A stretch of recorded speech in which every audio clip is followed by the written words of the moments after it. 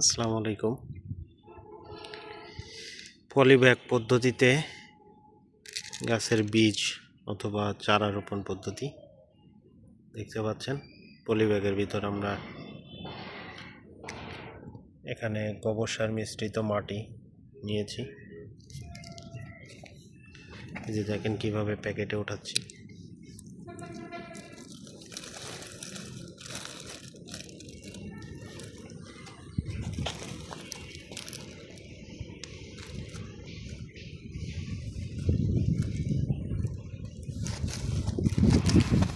এটা আমরা আমাদের ছাদ বাগান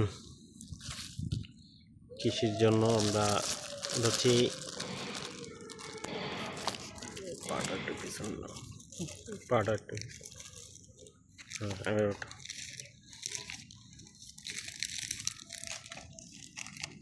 এখানে 6টি পলিব্যাগে আমরা মাটি ভরাট করেছি। আরও আমরা কয়েকটি ব্যাগে এই মাটিগুলো আমরা ভরাট করে নিব। আগে আমরা এখানে করলার বীজ বপন করবে এই পলিব্যাগে। এরপর এখান থেকে বীজগুলো অঙ্কুরিত হওয়ার পর বড় হলে বা চার পাতা হলে আমরা তখন আমাদের জমি নিয়ে রোপণ করব। সেটা আপনারা আমাদের সামনে ভিডিও আসবে, অবশ্যই দেখতে পাবেন। এখন এখানে আমরা নিয়েছি কিছু গোবর সারের মাটি, যে গোবর সারটা আসলে শুকনা, ভেজা না, শুকনা গোবর সার, এবং সেখানে কিছু বেলে দোআঁশ মাটি নিয়ে মিক্সিং করে নিয়েছি। এবং এই মিক্সিংকৃত মাটিগুলো আমরা একটা নির্দিষ্ট জায়গায়, রৌদ্র এবং ছায়াযুক্ত অবস্থান, যেখানে সবসময় রোদ লাগে না আবার ছায়াও থাকে না, এরকম একটা জায়গায় আমরা রাখবো, একটা পাত্রের ভিতর। এই মাটিগুলো যেগুলো খালি আছে ওগুলোতে আরও কিছু কিছু দিয়ে ভর্তি করে দেওয়া হোক। যেগুলো তো কম আছে ওগুলোর ভিতর একটা, এটা আপনারা হাত দিয়েও মিক্স করে নিতে পারেন, অথবা যে আমরা এখানে কোদাল ব্যবহার করেছি, এটা আমাদের এখানে কোদাল নামে পরিচিত। আপনাদের অনেকে অনেক জায়গাতে বিভিন্ন নামে চিনে থাকবেন।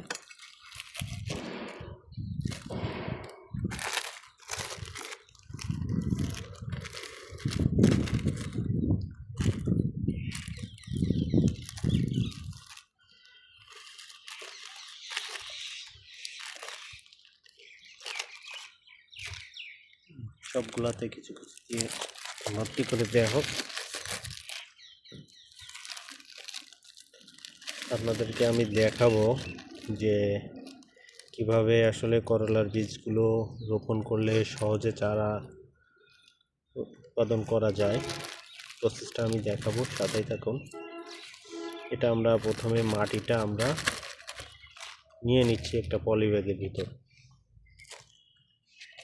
এরপর আমরা যে বীজগুলো বপন করব বা লাগাবো, এখানে করলার বীজ বা উস্তের বীজ, সেটা আমরা ভিজিয়ে রাখবো নর্মালি 8 থেকে 10 ঘন্টা অথবা 12 ঘন্টা। বীজগুলো ভেজানোর পর এই বীজগুলো আমরা একটা ভেজা কাপড় অথবা টিস্যুর ভিতর দিয়ে রেখে দিব 24 ঘন্টা থেকে 48 ঘন্টা। তাহলেই দেখা যাবে যে বীজগুলোর থেকে অঙ্কুর বের হয়ে আসছে। যখন অঙ্কুরটা বের হবে তখনই আমরা এই পলিব্যাগের ভিতর ওই অঙ্কুরকৃত বীজগুলো এনে আমরা রোপণ করব এই মাটিগুলো।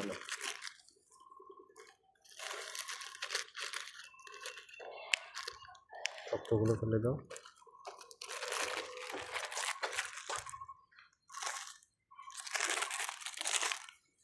বড় মাটিগুলো ফেলে দাও, ছোটগুলো ওইটা নাও।